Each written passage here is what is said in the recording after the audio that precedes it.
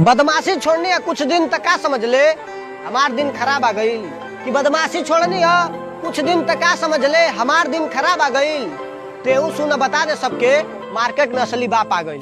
हमरा नामवा के आगे अपराधी लागेला। समझ तलू अगर चूतिया हमके त तोहार गलत फहमी बजान, मारत तो के दुनली सटा के अब बनी जाए डान। आज जेल होई कल बेल होई। गलती तो आ रहे, अगर रोकर रही तो टिकट काट देती शमशान के। हमार जान गले काहे लगौलू अनजान के। हमरा प्यार के बदला में बोला काटल डाले में गला में तोरी पट्टा डाली के, चाहे कितनो प्लान सेट कर, मारब जरूर मारब, बस कुछ दिन वेट कर। रंगदारी कोरी ले रंगदारी कोरे।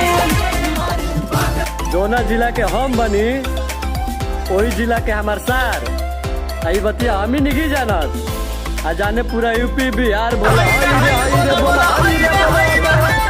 सिगरेट पी पी के दिन खत्म, दारू पी पी के रात खत्म। और हम जान गई बानी कि ते हमरा किस्मते में नहीं थी।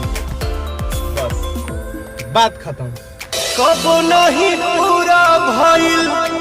नशा रंगदारी सब करे, डरा दे सबके, ना केहू से डरे। शेरनी जैसन एगो लड़की से मिला दो जवन सिर्फ हमसे प्यार करे।